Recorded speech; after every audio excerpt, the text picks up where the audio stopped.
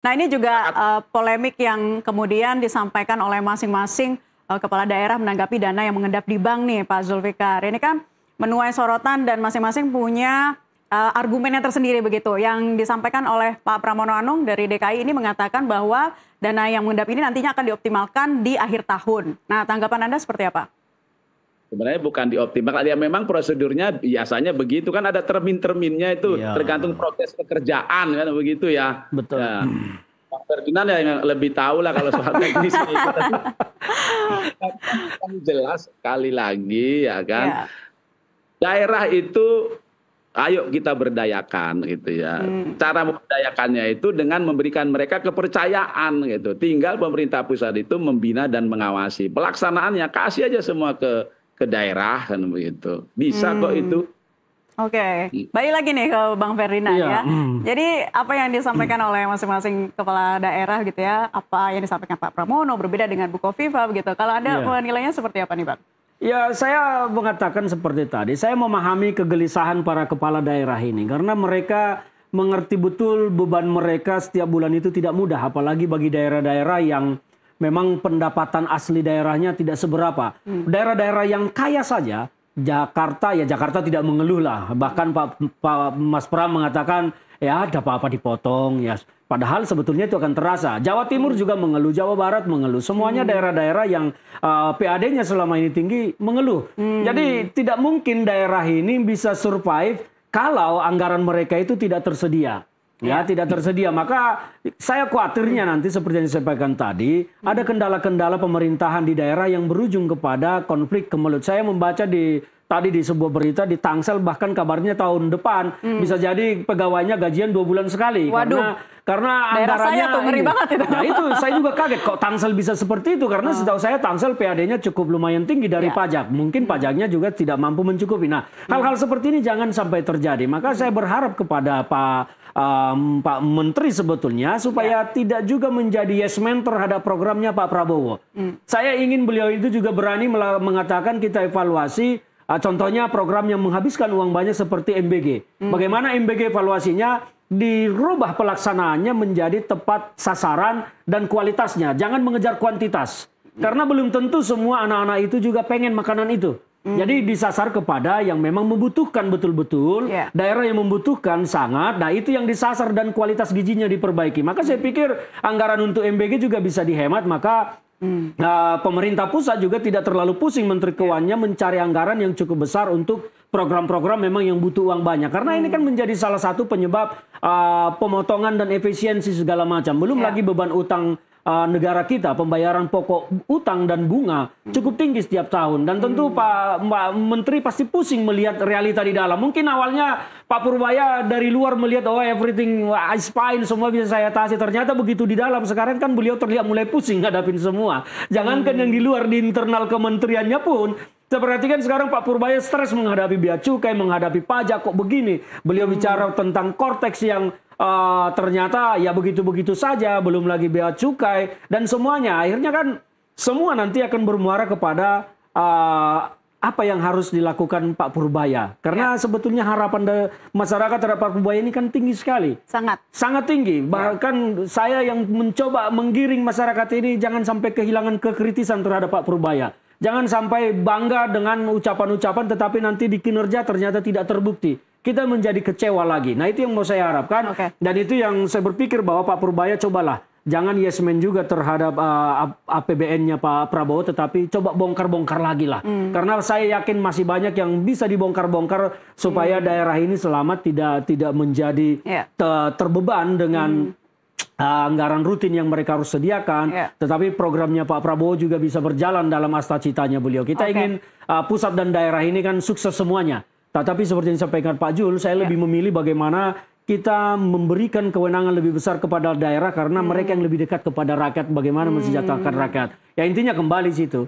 Bagaimana kita menghasilkan pemimpin yang memang pro rakyat, maka mereka akan berpikir ke situ. Nah tadi Bang Ferdinand sempat mengatakan juga keluhan masing-masing kepala daerah ini kurang lebih sama ya berkaitan sama semua. Coba kita akan dengarkan dulu nih ya pernyataan yang disampaikan oleh Ibu Kofifah Indar Parawansa berikut ini. Kenapa deposito aturannya begitu? Nah ada juga yang ke rekening giro. rekening giro kita 1,6 itu cash flow. Itu untuk belanja rutin, belanja pegawai 1,6. Tapi kita sampai Desember kebutuhannya 1,8. Wes. Ya, Po. Mari, lah ya begitu. Jadi bukan mengendap secara sengaja. Dan ya begitu. Yang benar apa? Bukan mengendap berarti Bunda.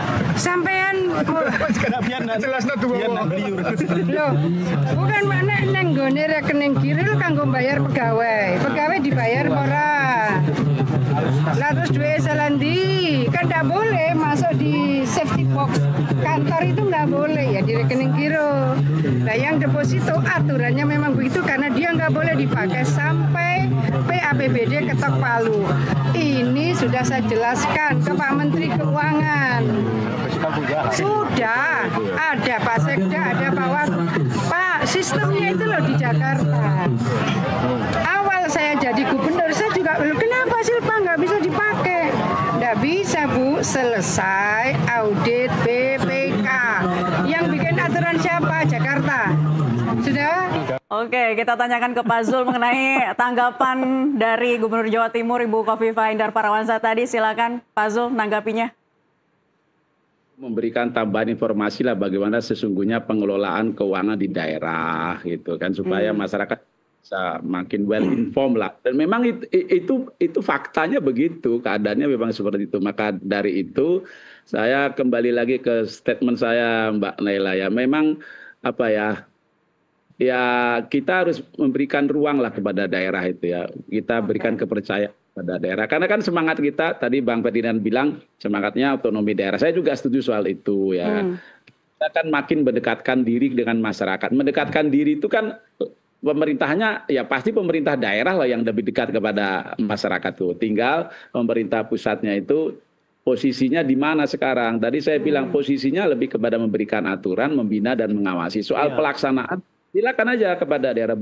Banyak orang-orang daerah itu yang sudah pinter, yang sudah punya kapasitas, banyak yang bisa melaksanakan. Ya kasihlah kepercayaan kepada mereka itu bahwa daerah harus lebih baik, pemimpin kita tadi harus lebih kreatif, harus inovatif. Iya, tinggal kita kan memberikan stimulus. Gimana agar mereka lebih kreatif, lebih inovatif itu tadi. Saya kira gitu, Mbak. Tapi Pak Zul kalau misalnya memang ternyata dikulik-kulik lagi nih harus bongkar aturan begitu. Bongkar aturan ini kan nggak segampang itu ya Pak ya?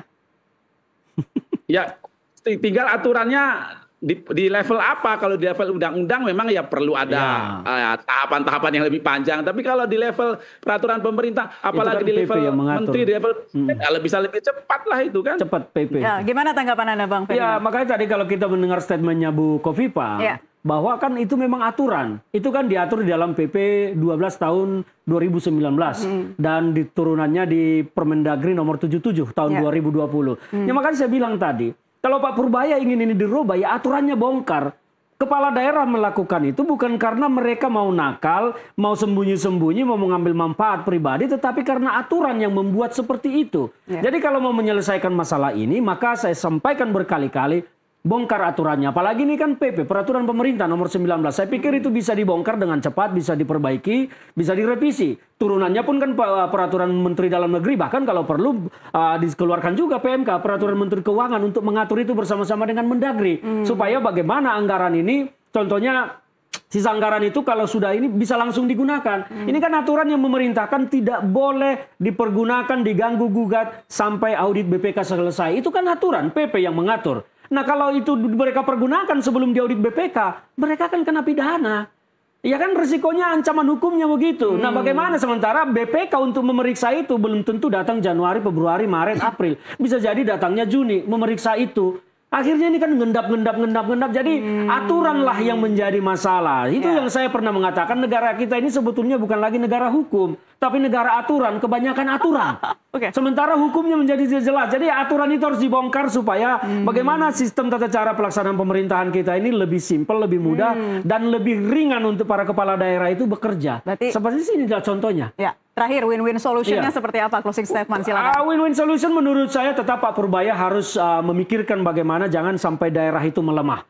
Karena kalau daerah melemah karena mereka terbatas anggarannya, itu tentu akan berdampak kepada pertumbuhan ekonomi secara umum di negara kita dan resikonya kepada pertumbuhan ekonomi nasional dan fiskal di daerah itu nanti tidak akan berputar. Sementara Pak Purbaya kemarin bicara mengalirkan uang ke Bank Himbara, harapannya supaya uang beredar di masyarakat.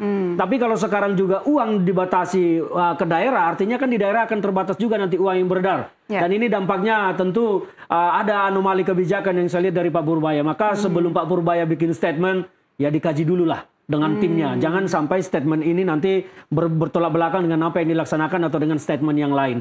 Kan itu tidak elok juga. Maka saya pikir win-win solusinya Pak Purbaya harus mengevaluasi setiap daerah. Jangan dipukul rata sekian persen. Evaluasilah setiap daerah mana yang bisa dipotong lebih besar, mana yang harus lebih kecil. Karena perlu kita jaga kondusivitas di daerah, jangan sampai menjadi kemelut di daerah nanti. Perlu menjaga kondusivitas, jangan sampai jadi kemelut dan perlu segera diselesaikan bersama. Betul sekali. Ya. Terima kasih praktisi hukum Bang Ferdinand Huta Hayan sudah hadir di NTV Prime dan juga Pak Zulfikar Arsyad Sadikin selaku Wakil Ketua Komisi 2 DPR. Terima kasih Pak Zulfikar sudah bergabung di kesempatan kali ini. Dan terima kasih, pemirsa, Pak Zul, selamat sore. Tetaplah bersama kami, NTV Prime akan hadir kembali untuk Anda usai jeda pariwara berikut ini.